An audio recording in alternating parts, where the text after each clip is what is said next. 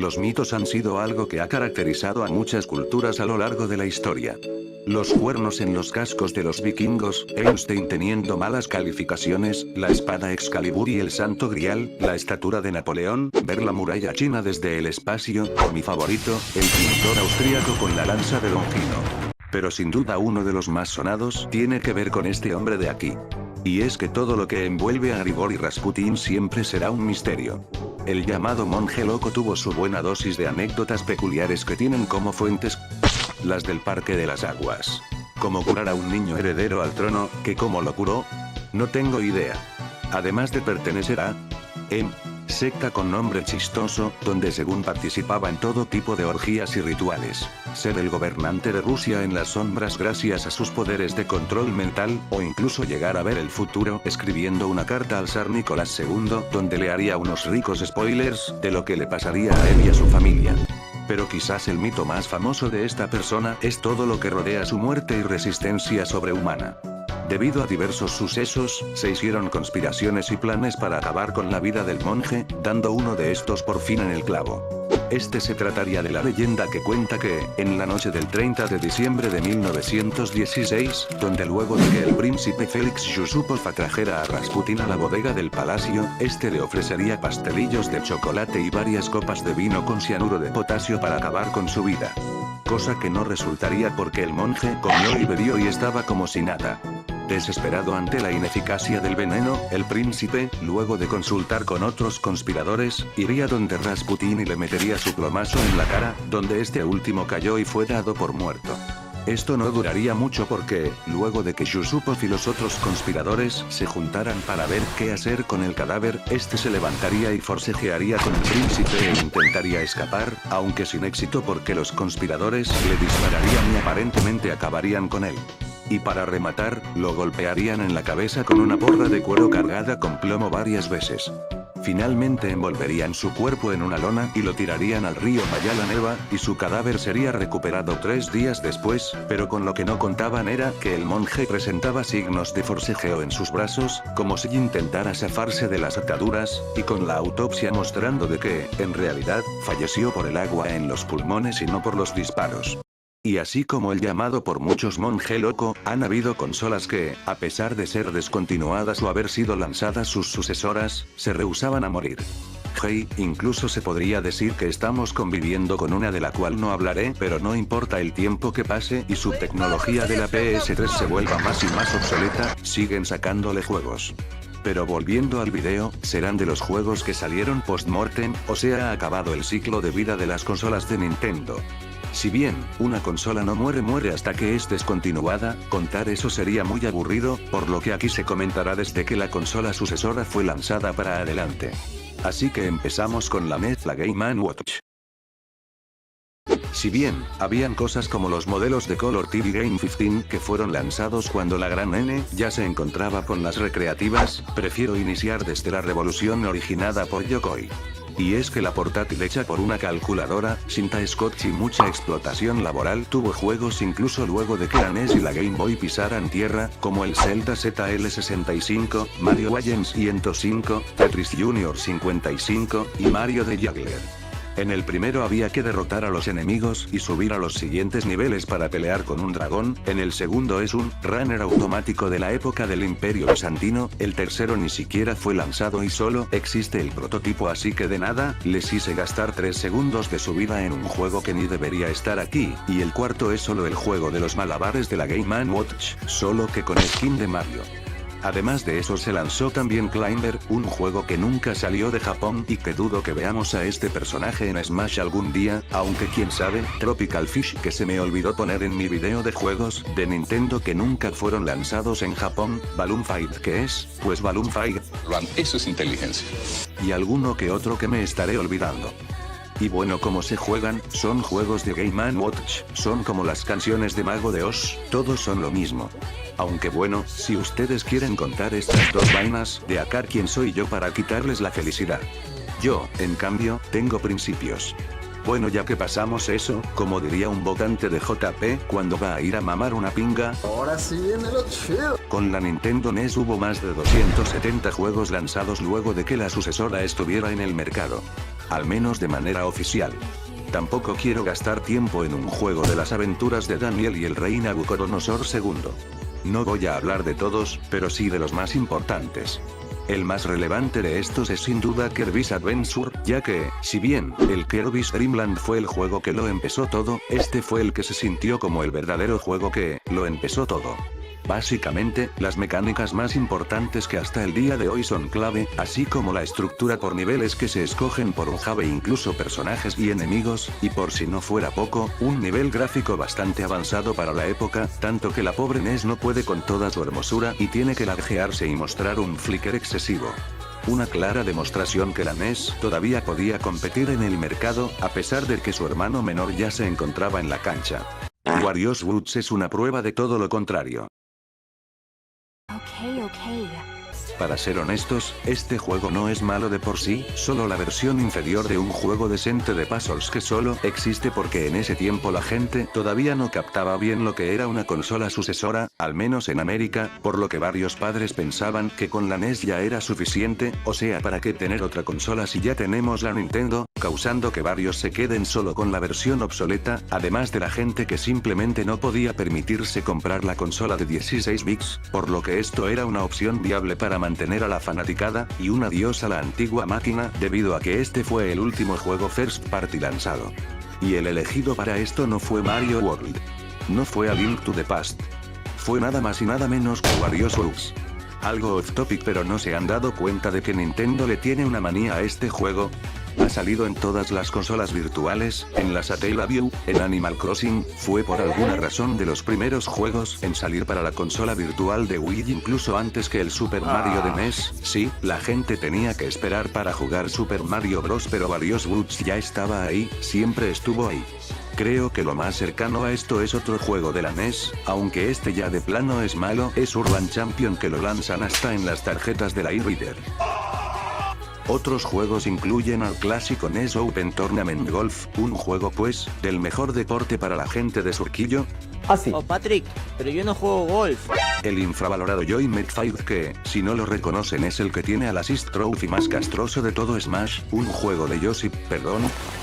Dos juegos de Yoshi, eso lo vuelve automáticamente mejor, un juego lanzado solo en América que ni siquiera está en el Switch Online, ya eso demuestra lo mucho que les importa, y de parte de los third party la cosa pintaba de maravilla, con los Mega Man del 4 al 6, DuckTales 2, Adventure Island 4, y un juego exclusivo de Europa el cual es el juego del Rey León, siendo una versión simplificada del de Super Nintendo, y caracterizado por su inmensa dificultad.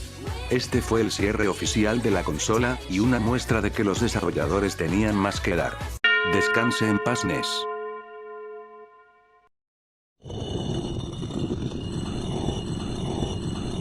Y bienvenida de nuevo NES. Esta es la historia de una verdadera guerrera. Ha soportado diversos ataques, se ha puesto frente a enemigos más poderosos, lideró intensas batallas, pero su resiliencia ha sido clave en la historia de la gran Pokémon.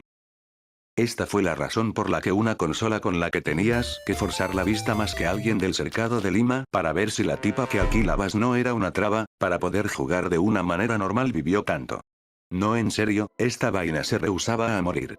Sacaron varias versiones que arreglaban los problemas de la consola original y que parece que no aprendieron en lo absoluto al momento de sacar la sucesora. No, en serio, Nintendo, pones el backlight en una consola para quitarla a la siguiente, debe ser el más listo de su casa. Y vive en el punto Nemo. Y es que la pequeña consola de Nintendo no tuvo tantos juegos comparada a su hermana mayor de sobremesa, pero sí hay algunos que destacar. Aunque este juego salió justo antes de la Advance, siendo el espacio que lo separa de solo meses, este salió en Europa después de lanzada la sucesora, y es suficiente para mí. Y cómo no querer hablar de Pokémon Cristal, la versión superior de los juegos de la región que no puedes decir en Facebook o te suquean un año. Este traía mejoras de sus versiones originales, como elegir a un protagonista femenino, mejor sáquenla, ya sabemos cómo se ponen los fans de Pokémon con este tipo de personajes, sprites animados, una historia extra con personajes nuevos, y un enfoque más al Pokémon Suicune, además de una torre de batalla que no son muchas cosas pero es la versión definitiva del juego. Era la versión definitiva del juego. Digo, es la versión definitiva del juego.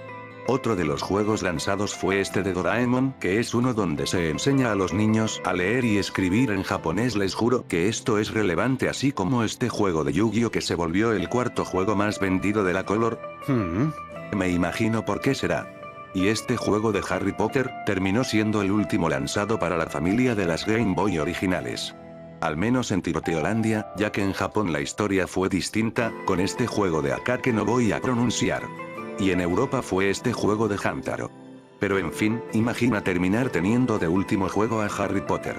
Es como si te mueres, y la única persona que va a tu funeral es el panadero con el que interactuaste un total de una vez y solo fue para reclamarle que te encontraste una rata en el sol de Chabata. No es anécdota, se los juro. Y el panadero en el caso de la Super Nintendo sería Frogger. ¿Es eso o el juego de Timón y Pumba? Qué triste.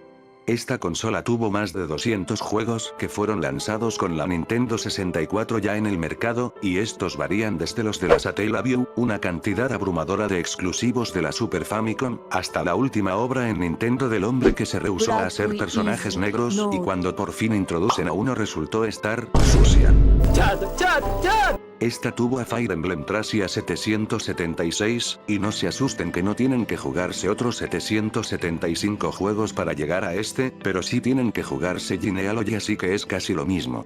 Este te desarrolla entre los capítulos 6 y 8 del Genealogy, contando una historia paralela a esos acontecimientos, tanto con personajes recurrentes como con nuevos, y bueno, caracterizado por ser el Fire Emblem más desafiante hasta la fecha, eso sin contar los Lunatics, que eso ya es de plano injugable, más que nada por sus mecánicas como la fatiga o la captura, y su diseño de mapas, peculiares.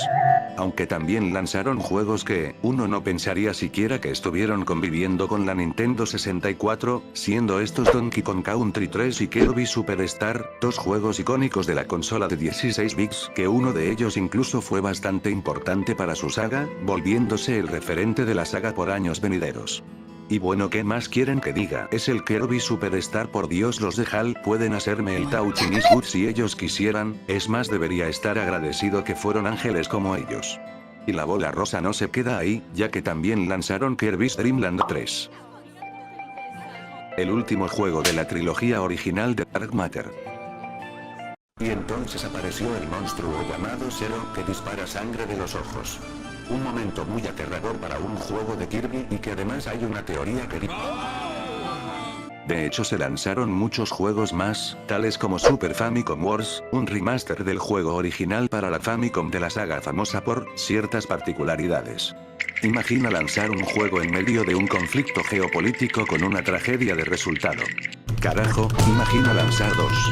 El primer Star Ocean y el segundo Shin Megami Tensei, el juego que ya mencioné anteriormente en otro video Sute Hakun, el primer juego desarrollado por Aonuma, Marvelous, el Unitas versión época de Tupac Amaru, un montón de juegos de la Satellaview, el juego OG del género ese que hace arder a los nintenderos cada que hay un nuevo direct, teniendo como final el juego de HAL Laboratory Metal Slayer Glory Director's Cut, Frogger y esta vaina de aquí, que los europeos tuvieron la fortuna, o infortunio, de tener este como su carta de despedida.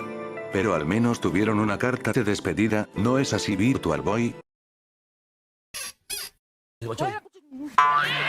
Ok, sí, sacaron 3D Tetris y un juego de Gundam, ya podemos pasar a la 64. Que esta consola me dejó muy asado, desde que me pidieron $20 como mínimo por un cartón para poder jugar Jack Bros en una pantalla que al menos se pueda ver. Gracias Nintendo, en serio gracias. ¡Payasito, eres imbécil! Con la Nintendo 64 se tiene una cifra mucho más moderada de los juegos lanzados después de que saliera la GameCube, pero con una sorpresa para el público japonés. Bueno, no tanto. Este juego fue lanzado solo meses antes del Cubo Morado, pero este es uno que vale la pena hablar. Butsu no Morio Animal Forest para los panchitos, sometidos por africanos y tiroteadores escolares, fue el último juego lanzado en la Tierra del Sol naciente para la consola de 64 bits, presentando diversas diferencias y limitaciones con el Animal Crossing lanzado para la GameCube, tales como la falta del museo o la tienda de las hermanas Able, así como la capacidad de jugar juegos de la NES. Este vendió relativamente bien para ser un juego exclusivo de Japón, por lo que fue lanzado luego en la consola sucesora y se volvió una de las sagas que más plata le genera a Nintendo a fecha actual, así que, felicidades Nintendo, descubriste la fórmula ganadora que muy pronto muchos artistas emprendedores tomarían en cuenta. El futuro del arte está en el polvo foro. Vale, os puede ver, pero no es mentira. Cada época tuvo sus mecenas. Aparte de eso lanzaron, un juego de Madden. Ok, otro de las chicas superpoderosas. Acierto, el Tony Hawk Pro Skater 3 siendo lanzada fue un buen toque y una despedida digna para una consola que, si bien no vendió tanto como su predecesora y fue destrozada por la competencia, sí fue un paso importante en la industria. Toda consola que haya estrenado a mi amada Lady Bow siempre será la mejor consola de la historia. Te quiero Lady Bow. Y a ti también Nintendo 64. No en realidad. Pero una que todos amamos, aunque nunca hayamos comprado una, ni siquiera sepamos cómo luce y solo la conozcamos por este icono, es la Game Boy Advance. Si bien, esta consola no tiene el mejor juego del video, sí gana en cuanto a cantidad de juegazos lanzados, teniendo como competencia una que ya veremos más adelante, pero igual sigo creyendo que esta se la lleva. Esto cobra sentido al entender que Nintendo veía a la DS como el tercer pilar, dicho por ellos mismos, por lo que sacar juegos para la EVA era una forma de decir, oye, si esta vaina falla, ya tenemos un plan de contingencia. Mother 3, Final Fantasy 4, 5 y 6, Zelda Minish Cap, Pokémon Esmeralda, Pokémon Mystery Dungeon, Dream Crosser, Mega Man Battle Network, Mega Man 04, Rhythm Tengoku, Kingdom Hearts Chain of Memories, varios juegos de Mario que ok, no creo que sean el mejor ejemplo de calidad XD, incluso juegos infravalorados como Dragon Ball Advance Adventure o Banjo Pilot, fueron los que acompañaron a la consola en los 3 años que tuvo Sí, puede parecer mucho, y lo es, pero hay que recordar que la DS era algo experimental, que no se sabía a ciencia cierta si iba a salir bien o mal, pero es que wow, son lanzamientos que varias otras consolas envidiarían. Yo no quiero esos juegos. Duérmete Wii U, a ver si mañana Nintendo nos da algo que no sea un amigo nuevo. Los juegos mencionados ya todos se lo saben. Mother 3 no salió de Japón, Esmeralda es la versión definitiva de Joen, Minish Cap es un buen Zelda que usualmente es pasado por alto, Rhythm Tengoku fue el detonante para que trajeran a Ado a Nintendo, así que muchas gracias, el mejor Final Fantasy, el peor Kingdom Hearts, mucha y mucha calidad. La mayoría del tiempo. El tiempo de vida de la consola terminaría con algunos juegos licenciados y este juego de este anime que luce más genérico que los logos de las pollerías, que de hecho ya había sido lanzado en Japón en 2002 en Japón, pero en América no llegaría hasta 4 años después de lanzarse el juego, junto con un bundle del anime en DVD. En las otras regiones acabaría con este juego de Spyro en Europa. Se podría decir que este final fue un giga fracaso, pero el Final Fantasy VI fue lanzado en Japón, así que, la despedida de la consola fue la real huida Chad, al menos en Japón. Y hablando de fracasos. Ya puedes salir. Ya es seguro. Esta particular consola tuvo la suerte de tener el mejor juego que veremos en este video, y no es siquiera debatible, el juego de la granja nunca tuvo chance. Soy un fracasado. Y es que Twilight Princess, o como se le conoce por los exitosos el juego de la demonio potona, que hime de felicidad cada que movemos el Wiimote, salió 2 semanas después del lanzamiento del juego en la Wii, y esto fue porque esta versión fue un juego de lanzamiento para la nueva consola de Nintendo, por lo que, supongo yo, que la gran N quería que este fuese un título que impulse las ventas y lanzándolo en la consola pasada no hubiera dado el mismo impacto. Luego sacaron Breath of the Wild en la Wii U y la Switch a la vez, pero a quién le importa la Wii U, aunque aquí sí hubo una diferencia notable, ya que solo hicieron esto de acá. Todo el juego está como si tuviera un formato espejo, debido a que está invertido, todo para que Link sea diestro, presumiblemente porque la mayoría de jugadores usarían el Wiimote de manera diestra, así que este cambio fue la solución para eso, y continuaría hasta la actualidad. Solo puedo imaginarme a ese niño zurdo que toda su vida ha visto a sus héroes siendo diestros y por fin conociendo a Link y diciendo, oh my god, es como yo. Todo para que al final lo vuelva como el 99% de personajes de la industria.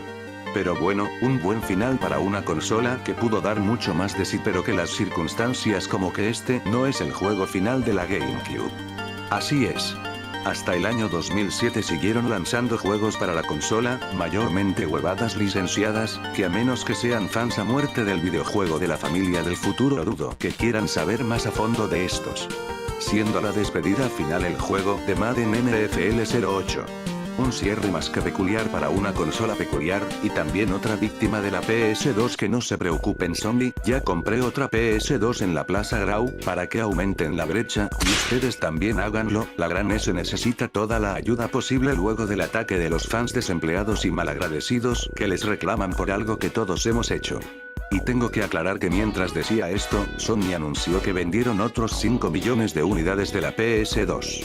Ojalá que con este dinero dejen de ser unos hijos de puta maricones de mierda cara de escroto. Ojalá que les metan un choclo por el recto manga de mongolazos especiales succiona esperma de cebras.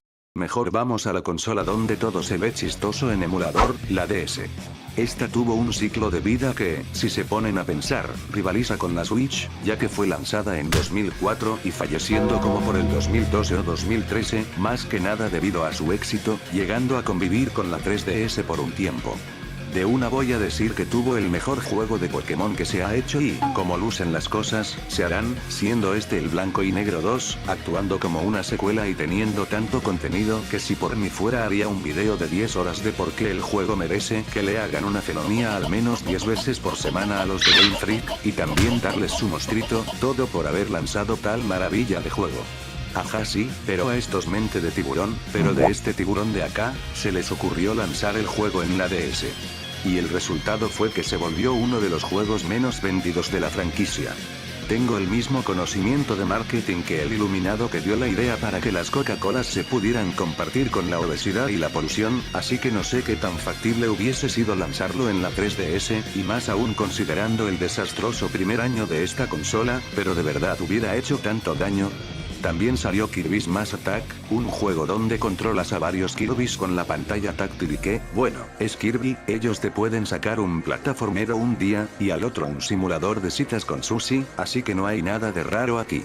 Otro juego de Pokémon fue el Conquest, con el cual agarraron el Nobunaga's Ambition y le estamparon un Pikachu y otras vainas, que la verdad este juego está súper olvidado. El Profesor Layton y la llamada del espectro, que en Japón salió como en 2009 pero tardó en ser localizado para América y Europa hasta el 2011, y perdón fans del Profesor Layton pero solo me jugué la trilogía original así que no puedo opinar más.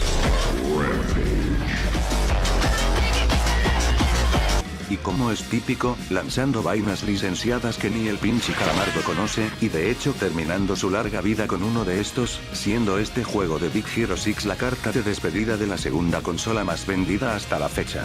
Ex segunda consola más vendida de la historia. Pero si hay una consola destacada por vender mucho, y mayormente al público de esto es guerra, esa es la Wii. Esta de acá tuvo la gracia de seguir vendiendo junto a su sucesora, incluso superándola en algunos meses, y eso, sumado a su inmensa popularidad consiguió que su ciclo de vida aumentara drásticamente. ¿Qué tan drástico dirán? Estás enfermo, Bruce Wayne. Estos fueron los últimos juegos que fueron lanzados para la consola. De momento. Tal vez alguna indie se le dé por sacar el clon de Earthbound con temática de depresión para esta consola, después de todo siguen sacando juegos hasta para la Sega Genesis, así que esta consola no está exenta de nuevas entregas, de aquí al año 3060.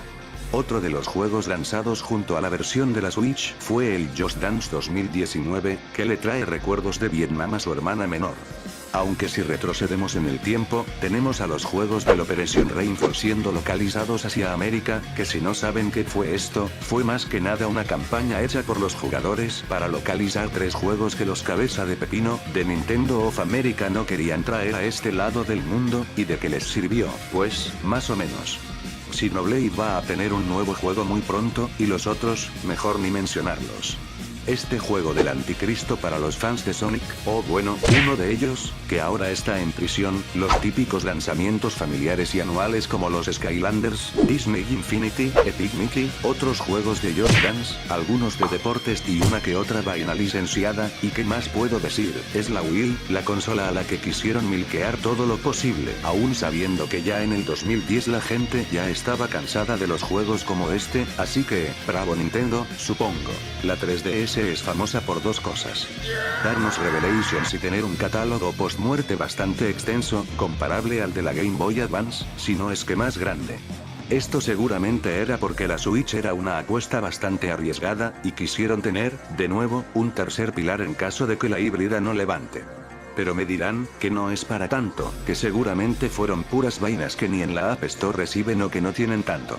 No solo sacaron Cooking Mama Switch Shop, Sino también Billy, Mandy, Irving, el papá de Billy, la mamá de Billy, el primo de Billy, el gato de Billy, Drácula, el general Hernesio, el director Buena Vibra, la señora Claus, el club Serpiente Secreta, el ejército, la tropa Scout 701, el marciano, el presidente, el cartero, las hermanas Dingle Smith, Coco, una llama y un sándwich de pavo con ensalada. así es. Es una cantidad absurda de juegos, algunos exitosos, otros dinamitaron a su empresa, y otros son dedos de Breakers. Entre los first party se encuentran los mismos mapas de mierda de Gaiden pero con gráficos bonitos, también conocido como Ecos, el juego que hizo que los fans de Metroid dejaran de mandarles amenazas de muerte a nuestros amigos empresarios nipones, al menos por ese momento ya sabríamos de algunas cositas después, Yokai Watch 3, el cual es un juego bastante infravalorado, ojalá que le hagan un remaster o una secuela pronto, voy a ver quién hizo el juego. ¿Qué más puedo decir? Además estos hijos del SIDA lanzaron un spin-off de Layton. Pero volviendo a los first party, Pokémon Ultra Sol y Ultra Luna, los cuales en parte me hacen agradecer que se lancen DLCs para la saga, porque si no ya tendríamos otros dos Let's Go a precio completo. Ya que haya salido de manera cuestionable como mínimo, es otra jarana. También sacaron el Hey Pikmin que me acabo de volver fan de este juego, así que finalmente tiene 3 fans, felicidades. Un remake de Mario y Luigi Superstar Saga que pasó sin pena ni gloria, y el otro juego que, pues, hasta mi perro sabe lo que le pasó y lo que significa este juego. También se tienen otros remakes como el de Kirby's Epic Yarn o el de Luigi's Mansion, Detective Pikachu que sí, le hicieron una película a un spin-off que nadie compró. Cuando lanzan el spin-off de Pokémon Typing Adventure. Miitopia que... sí. Fire Emblem Warriors que voy a repetir el mismo chiste que ya usé en otro video, así que, no solo en la 3DS. Capitán Toad, WarioWare, Kirby Battle Royale y Style Savvy son también juegos que llegaron a la consola de parte de Nintendo. Y volviendo a los third party, los juegos de los pendejos de Atlus, Radiant Historia, Strange Journey Redux y Etrian Odyssey 5 entran a la lista, eso sí el Persona Q2, que por alguna razón cuesta demasiado, ¿qué chucha les pasa? Apollo Justice que, dieron Capcom, así se hace sprites remasterizados, ¿qué verga pasó aquí? Por fin llegó Minecraft. Espero que los 2 FPS no sean un inconveniente. Hasta tuvieron un juego contemporáneo como Dragon Quest 11. Esto demuestra el poder y la prevalencia que tenía la consola. Sus últimos juegos fueron el Shakedown Hawaii y estos juegos que no lucen tan bien, la verdad Silver Falls estos últimos no lucen tan bien. Android unos 2, y este llamado Fragant Story que no sé de qué es, pero de lo que vi solo dura 15 minutos. ¿Es necesario que diga algo? Hola, mi nombre es Cabifax, y este es mi trágico caso. Una tarde del mes de noviembre del 2011, salí de fiesta con unos amigos. Todo era normal, hasta que uno de ellos en nuestra noche de jugar videojuegos, mientras nos transvestíamos, me comentó que sería buena idea crear una página de memes. La idea surgió porque en realidad, no teníamos nada mejor que hacer, y nuestra imaginación, aparte de ser curiosos, entre nosotros, se nos dio para hacer memes un poco inusuales para esa época. De haber sabido que pasaría, jamás hubiese aceptado. La página tuvo éxito conforme pasó el tiempo. Por al menos más éxito del que tuve en mi vida escolar. El problema aquí es que nos robábamos las ideas de un grupo que muchos conocen, la famosa SDLG. Mis 5 seguidores que veían mis directos no sabían de mis fraudes en memes. Dediqué mi vida en intentar llegar a los 100 suscriptores, lo cual logré, pero perdiendo mis estudios y mi trabajo de medio tiempo. Hoy en día no tengo nada de lo que tenía antes. Mi consejo es que no persigan sus sueños. Ahora intento vender por internet ediciones del juego Brawl Stars a $1.